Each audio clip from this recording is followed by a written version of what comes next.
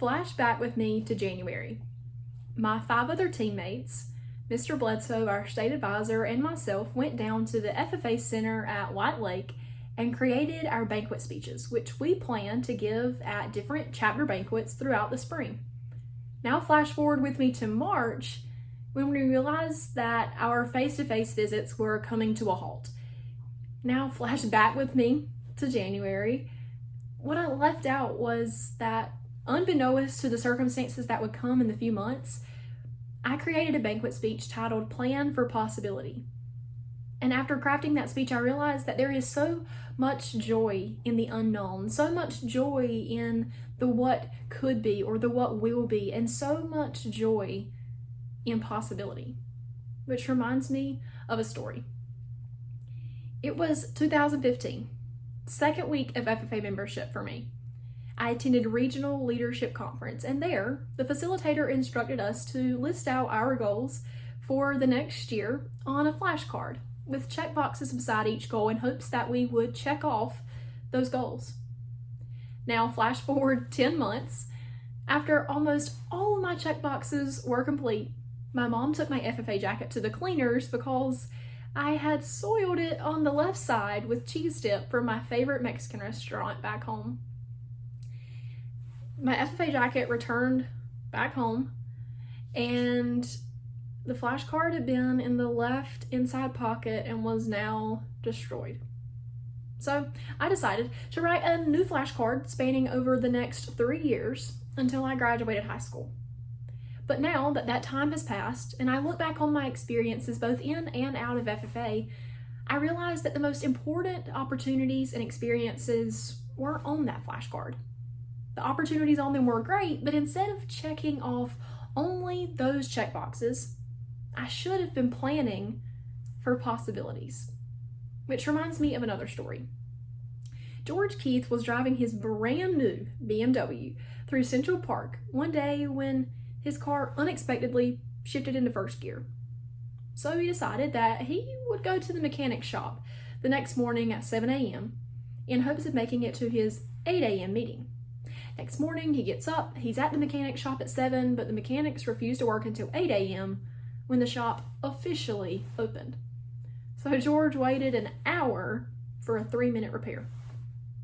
When his car was finished, he hopped in it, headed to work as normal, and he was sitting there in downtown Manhattan traffic when he looked up ahead of him and saw smoke coming out of his office building. His office was located on the 73rd floor of the second tower of the World Trade Center.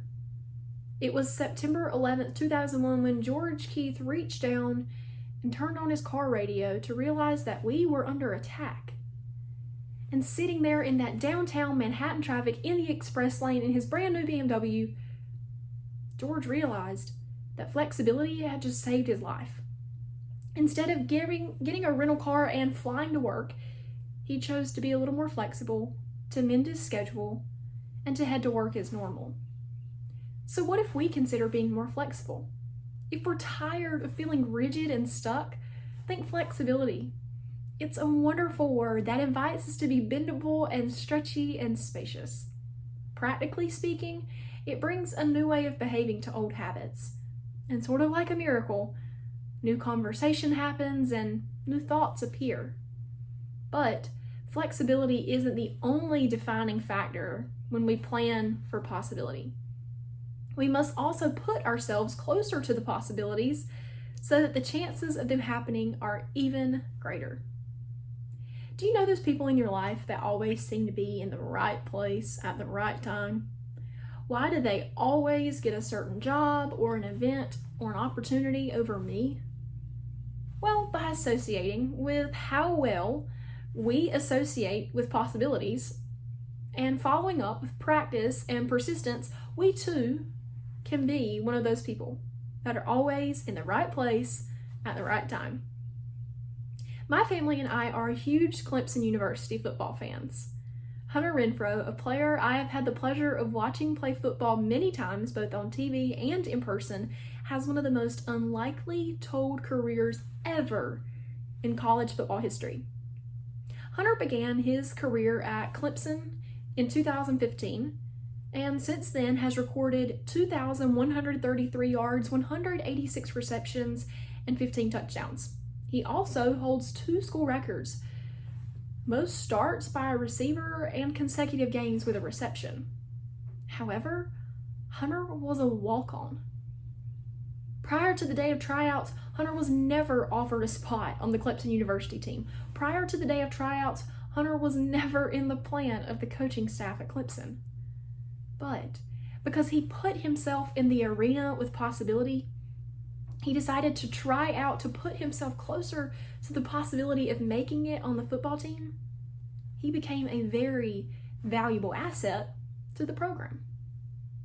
And just like Hunter, we can't be a national FFA plant ID competitor if we first don't enroll in an agricultural education class.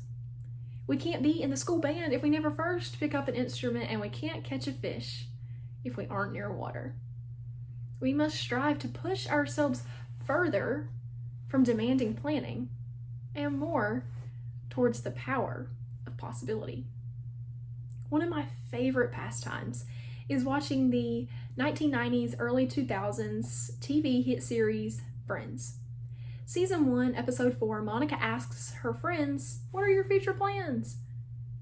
And they get sort of bummed out, thinking about how plans don't always go as planned.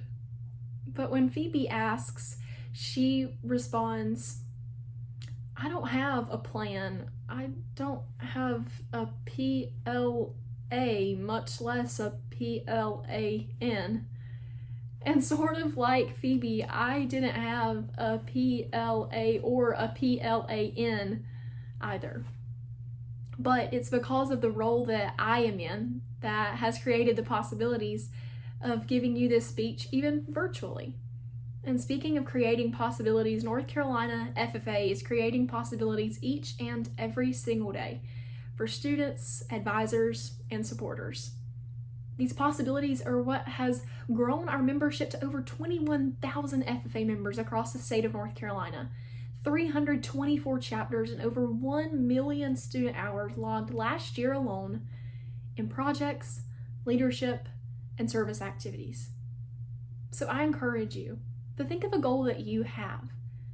Now, remove its limits, be a little more flexible, and put yourself in the arena with the possibilities that surround it. Imagine to what heights you could push your premier leadership, personal growth, and career success towards. Your individual chapters, our state association, the National FFA organization are well on their way to success. And each one of you watching this video, regardless of the role that you play, are a part of that. And so for that, I say congratulations. And for continuing to leave a monumentous impact, for continuing to be resilient regardless of the possibilities that we may face, and most importantly, for continuing to support us as a state officer team.